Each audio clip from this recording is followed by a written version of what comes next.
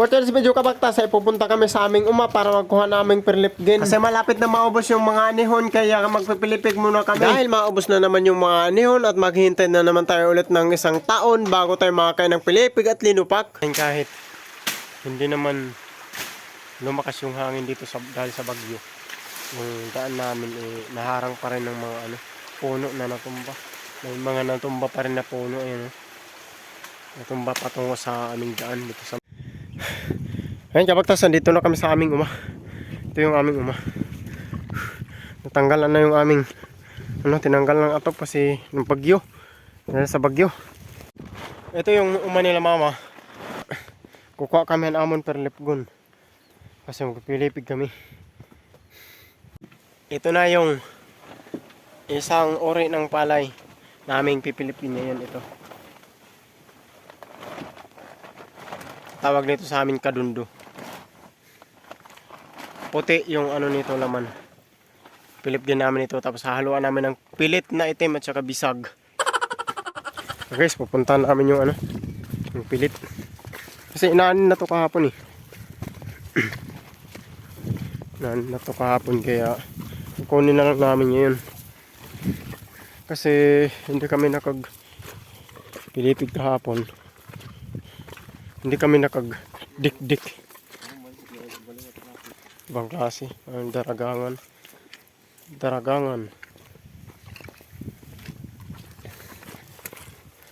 Ano man? Ito madani. Siyang busag. Ito yung busag na malagkit na puti. Ayan. Malagkit yan. Mga idol. Malagkit yan. Kabaktas. Tapos ito naman yung itim. Ito yung mga aming pipilipgin namin mamaya. Isang itim na malagkit na aming pipilipgin. Kaya lang walang magtatrabaho. Walang maraming magtatrabaho kaya kaunti lang yung aming kukunin, yung aming dadalhin. Ito yung itim na malagkit nga pala mga kabaktas. Masarap yung nito, linupak. Mamaya, tingnan nyo mamaya. Duggan mo pa. Baka meron sa atin mamaya umasod. Kaya mas mabuti na lang na damuin natin sa pagdala. Ito kabaktas yung iba bibilin lang. Bibilin lang muna namin dito sa uma. Ito. Wala namang nagnanakaw dito sa amin eh. Yan. Wala namang nagnanakaw. Kahit ibilin mo yung humay. Kahit ibilin mo sa inyong umay yung palay. Siguro wala namang magnanakaw na mga kakilala mo lang. Kasi mahihiya. Tapos pare-pareho namang merong mga palay. Ito naman yung puti. Ako dradi. Dadad mo na ito.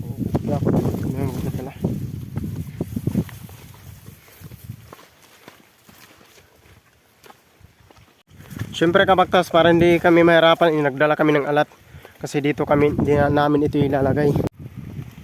Yan ito kabaktas, lalagay na yung sarap para hindi kami mahirapan sa pagdala.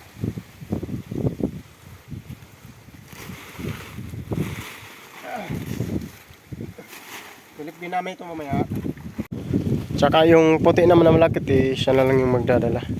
Nag-iisa kami kasi dala na alat. Bago kami umalis, titingnan muna namin yung talong ni Art. Tingnan muna namin yung kanyang tanim na talong.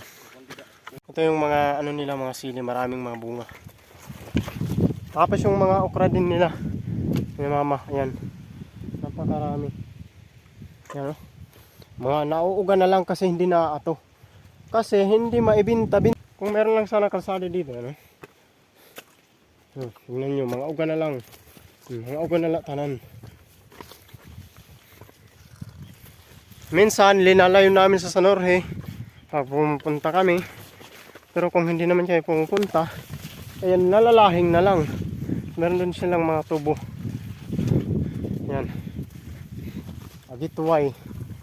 Marami.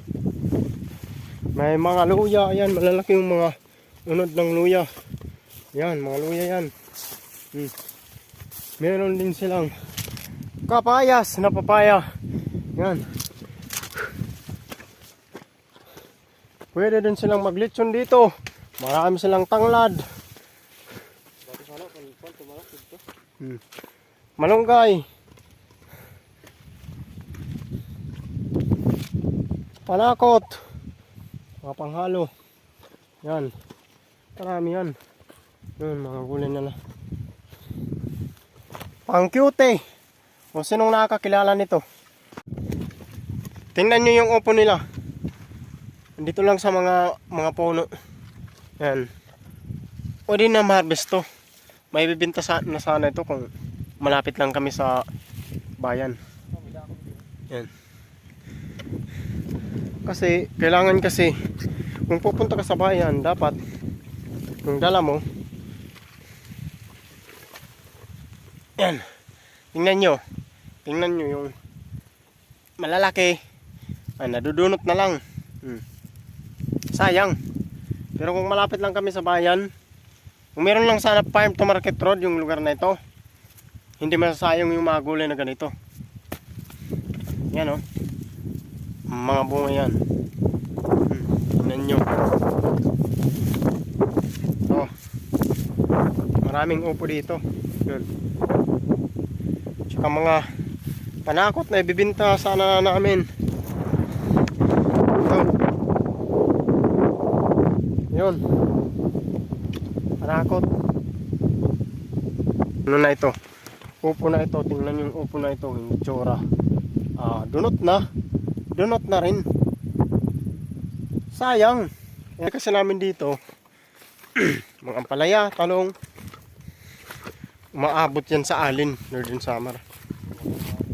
Pero kahit malayo kami, hindi pa rin kami tumitigil sa panananim. Kasi yan ang pamuhay namin. Ano, mga talong maliit pa. Bagong tanim. Yan. Ito naman guys, yung talong na hinarbisan na. Ay pagbantara. Pwede mo lang tahuban. Ano? Yan yung mga talong. Mga talong ni Art. Bago lang to. Harvest pa lang. Nasa isang alat pa lang. Kasi bago lang to.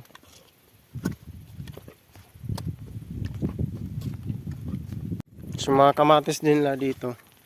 Uwi na kami. Dala na namin yung aming Terlipgin. Balik na kami sa Barangay Libertad.